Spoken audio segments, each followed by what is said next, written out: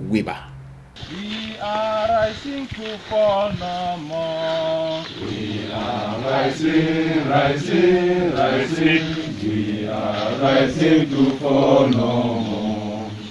We are rising, Rising, rising. We are rising to fall no more. Honorable Wirba was one of our citizens on the ground who stood in the belly of the beast and showed a lot of courage, a lot of wisdom, a lot of history, a lot of know of his people. You know what I'm saying? The problems in Cameroon, the problem we have in West Cameroon, is the problem that will bring down Cameroon. If you do not handle it well, you will not know Cameroon as it is in a few months or in a few years. When people have had pent-up anger and pain, humiliation, for over 50 years, when it bursts out, you will never be able to control it. And we all cheered for Wirba. We said, yes, that is the person expressing what we feel. Now, Wirba just showed up in London 2 weeks ago. Tell me what you think. If you followed him in London? Yeah, but you say he's my man. No, he's your man. At some point, he became my man too. You know what I'm saying? Yeah. But I want to hear what you think first before I tell you what I think. Yeah, I always believe in Wirba. But his event in London was a very successful event. He brought the people out. He brought our culture out. And he spoke. Because remember in one of our shows, I said he is the only person who actually went out and documented what La République did to us on that 1st of October. Yes. And that is why La République has been after him. They came and circled his house and tried to threaten him and do all those things. So that is what he brings to the table. Yes. He goes out there and looks for the facts. He knows the facts. He lives with the people. As you were saying, you can't be leading people when you are in heaven and the people are on earth. Thank you. So that is what he brings. And when he was in London to do his book launch, I know some people were like, we cannot be writing books when we are still in a revolution and things. But I think he was out there to tell the world what he himself had experienced and documented from whenever they called or 2 cubes, they told him were 2 cubes of sugar or whatever. Mm-hmm. That was what he came out to do. Mm-hmm. And I think he did that. Mm-hmm. What he did not do or he did not see, which is where my problem is with him, is that he has not seen the value of what he has to offer to the revolution and to our people. He is unable to see that our people need him now to stand up and lead this revolution, if I can put it that way. Because imagine what this revolution would be if Wirba. We have said on this show, these people need to forget about this nonsense about government. This is not the first government. No, this is the 5th. But we are not going to keep forming. We want to win this thing. It is a revolution, and we need a revolutionary leader that can inspire the people, and I think Wirba can do that. That can speak truth to power, and I think Wirba can do that. That can bring people together, and Wirba can do that. That can raise money that revolution needs, and Wirba can do that. The only thing that Wirba has not done, which I am hoping that he will do, is to stand up and deliver his people. He should not be afraid. Because if you are saying, oh, I am not part of the leadership, or you think that there is a leadership somewhere that you think that if you are coming up, then you'll be challenging that leadership and things are failing, then we are all going to fail. At the end of the day, you will not have what you have, and you will sit down and begin to regret that had I known, I would have done this, I would have stepped up to do this, so this revolution should not fail. I don't want you, Honorable Wirba, to sit down on your last days on earth and regret what you did not do. This is the moment. Yes. I think you echoed some of my thoughts there. I listened to Wirba. First in Parliament, like I said. And he showed everything that we need in a leader. Then he took off. Remember, he came back. And on the show, I told you that that coming back, he shouldn't have come back. And I saw it as wimping out. Yeah. Then he took off again. I actually went and listened to what he said in the Parliament when he came back. You are to shut the mouths of the members of Parliament so that they do not talk about what has to do with their people. I am telling you, you will need something else other than just this. Because I'm standing here for representing my people properly, and someone signed that I should be arrested. And you did not cover me. You did not cover me. I wrote 2 letters to you telling you that there is an order on my head, and if I am to come here and cannot talk on behalf of my people, there is no way, Mr. Speaker, please. You cannot shut down the mouths of the people who represent their people. You cannot do it. Where else can we say these things? Where else? Are you telling us to form another assembly? Then you tell us. Do we belong to this country? If we belong to this country, Mr. Speaker, you will hear me out. You will listen to me. There has been, I'm telling you, Mr. Speaker, please, with all due respect, I have been chased through the bushes for the past 3 months. I cannot come here and you tell me that I should be discussing the Economic and Social Council, our children out of school, our lawyers in jail, and all that is happening in West Cameroon. It means nothing to you. Where in your standing orders, Mr. Speaker, where in your standing orders do you have space for us to discuss the issues that have to do with the people of West Cameroon? You tell me, then I'll go and sit down. And after second thoughts, I thought that was still demonstrating courage. And still looking for other ways to resolve the situation instead of where we are now. Yes. Then he disappeared. When he showed up in London, you talked about the tradition, the entrance. The entrance was the entrance of a hero. When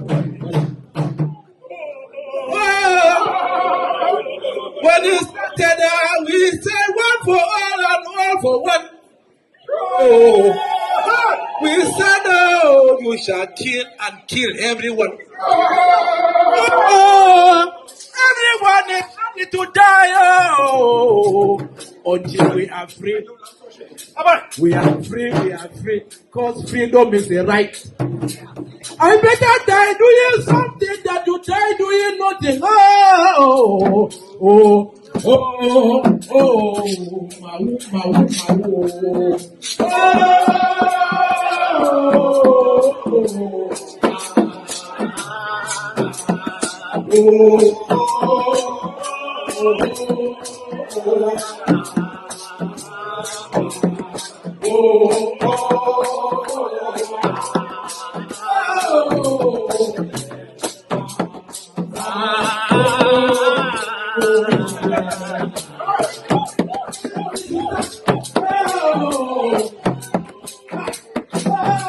And I saw him as a hero. But when I listened to Wirba speak, and this is where I went back to my original thought that he is your man. So right now Wirba is not my man anymore, except excuse me, except he does some of what you just asked him to do. Because in the speech, he was making the place bounce with energy until he picked up that microphone. Even the prayer that he said when he kneeled down and spoke. If the French have chosen to stand on the side of our killers, where are the English for whom we are being killed because we speak your language? We prided ourselves that this, we call it the Queen's language. and you sit and they kill our people, if what you want is to have 500 million humans corpse piled into some corner of the world, as we saw in Rwanda, the violent killers from across the Mongo are going to give you soon enough. But why do we have to wait? Why do we have to wait? Have we not buried enough? Haven't we buried enough? And God, what did my people do to deserve this? What did our people do to be killed just for being who they are? And is there nobody in the world to listen to us and stop these brutes from killing our people? Can somebody not stop them? Even when he picked up that microphone and made that prayer in the British soil, he was still demonstrating his courage, his insights about who we are as the people, what is wrong with us, how we have been wronged, and how that can be corrected. But when he took and made a speech and was making appeal to these British citizens and citizens of Germany and other countries that have come to rally there in order to support their mother country, their country of origin, because we need to start speaking those terms. You know what I'm saying? Wirba said that he is waiting for all of you to come together and then provide the leadership, and then he will come and show what he can contribute. Before I sit down, there is a message I have for you. That message is simple, it is straightforward. The last item I came here to do was to warn the southern Cameroonian diaspora.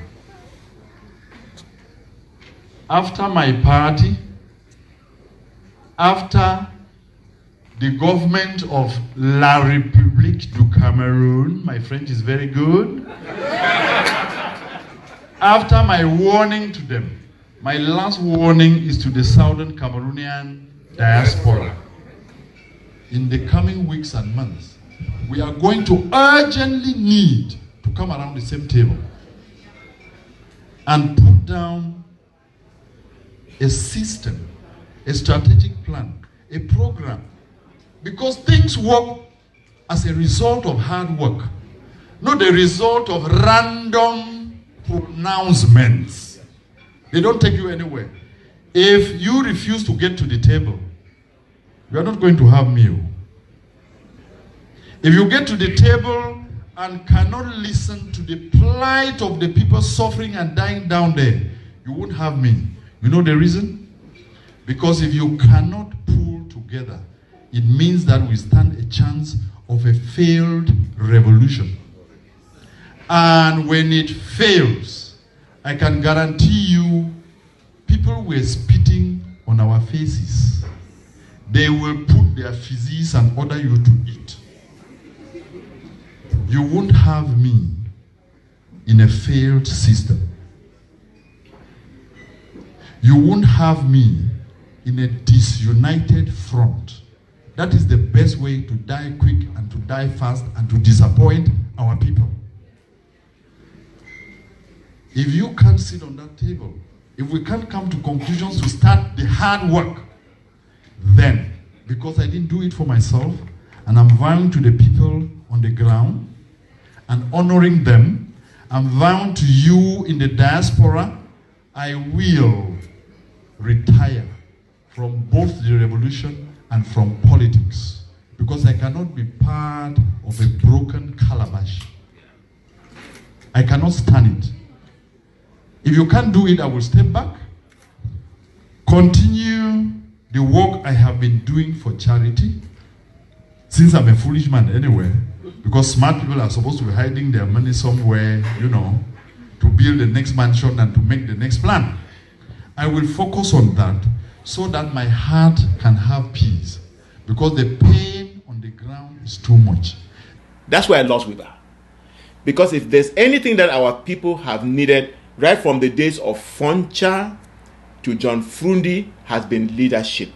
Every time our people have been called, they have showed up. Foncha called them to come and challenge the British. They showed up. Foncha failed them. Ndeli failed them. Frundi rallied them to show up. They showed up. They gave their lives. Frundi failed them. The SDF failed them. Our people, the teachers and the lawyers came up and said, "This is our trouble." BBC came out and said, "This is our trouble." Our people say, "We are ready." The leadership went to Nigeria and formed a government. Instead of saying, "Now that you've picked your guns, how can we all get into this fight?" They went and formed a government. They formed Skapak, scammed Skapak's money, created some of the noisemakers who are in Boston now because they are relatives to some of the scamming that was going on.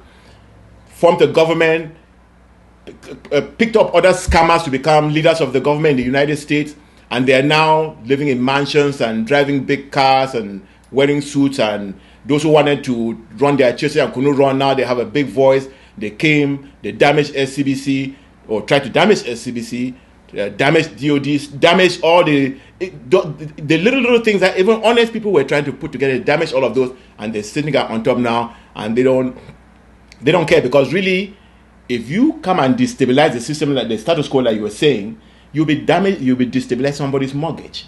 You'll be destabilize somebody's paycheck in the name of a government. So what our people have always needed is leadership. Wirba came and said, "I can do this, I can do this, He demonstrated everything, and he passed to be the first person to get that job. And he goes to London and said, "No, I'm not going to take that job. You go do it, and I'll come and tell you what I can offer to it." And that was wrong. Mr. Honorable Wirba needs to go reconsider and know that he is the most qualified person. He's the most qualified person. He's the most attached. A person on the ground. I don't know how much more I can say how he is the most qualified person. But Wirba needs to step up. He doesn't need to go to the background. He even said if they don't do this, then he is going to disappear into the background and be part of some NGO. No, then you'll be failing your people and failing yourself. Honorable Wirba needs to wake up. That's what I have to say. No, and that is why I said he doesn't want to sit on his dying bed and regret what he did not do for his people. Because all I know, like you and I will sit here every day or every time we come on this show, we make that promise to our people that we are going to do our best for this revolution, and nothing short of our best. We are going to give it 100%. And when I go to sleep every single day, I know that I have given 100% for this revolution. Absolutely. And my conscience is clear. So as I was saying to Honorable Wirba, yes, he's my man. And I'll keep saying that because I know the value that he brings to this revolution. And if he can realize, maybe somebody has not told him, because I don't think that he's afraid of anything. But if he can realize how much his people need him now, then he needs to do the right thing. Yes. Otherwise, as I said, he will be regretting on his deathbed what he did not do for his people. This is the time, and I think he can still do it. Yes. Please be our Moses. Yes. Wirba is our man. He's not only your man, he's our man. And I think our people have quoted him, they've written his saying on T-shirt all over the world, and that is because he proved that he is our man. We just want him to assume that position. He cannot deny it.